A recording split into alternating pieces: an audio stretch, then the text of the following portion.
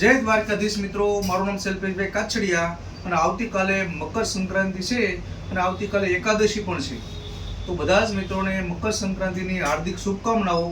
અને આજે હું તમને એક સંદેશ આપું છું કે જ્યારે પણ તમે કાલે પતંગ ઉડાડવા જાઓ ત્યારે સવારે 8:30 વાગ્યા પછી ધાબા ઉપર જાઓ, કેમ કે ત્યારે પક્ષી બહુ જતા હોય અને ક્ષણવા માટે, અને સાંજે ઘરે જ્યારે પક્ષી આવે ત્યારનો સમય રહેશે સાંજે 6 વાગ્યાનો. તો બને ત્યાં સુધી સાંજે 6 વાગ્યાથી અડધો કલાક પતંગ કોઈ ઉડાડવા નથી અને સવારે 8:30 પહેલાં.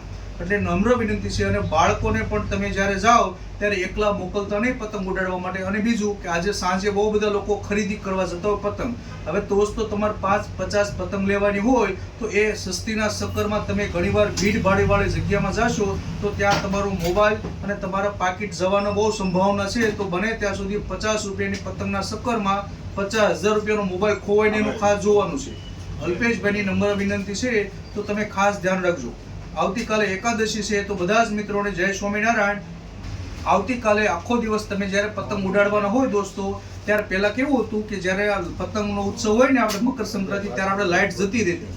હવે લાઇટ ચાલુ રહે છે. તો જો તમારા ઘરની આજુબાજુમાં તાર હોય તો બાળકોને દૂર રાખજો, કેમ કે અત્યારે બહુ બધી વખત ચાઇનાના દોર આવે છે. પહેલા કેવું હતું કે જે નોર્મલ દોર આવતા આપણે પતંગના તો વાંધો ન હતો, પણ હવે ચાઇનાના દોરાને આવવાને કારણે પ્લસ માઇનસ થાય ને તો શોર્ટ સર્કિટ થવાનું કોનો નુકસાન થાય. તો મારી નમ્ર વિનંતી છે કે છોકરાને પતંગ લૂંટવાથી દૂર રાખજો અને ઠપકો આપી દેવાનો એકવાર એવું લાગે તો છોકરાને. પણ મારી વિનંતી છે કે છોકરાને દૂર રાખજો અને કાલે બને ત્યાં સુધી બધા જ વડીલો છોકરાઓની સાથે ધાબા ઉપર રહેજો.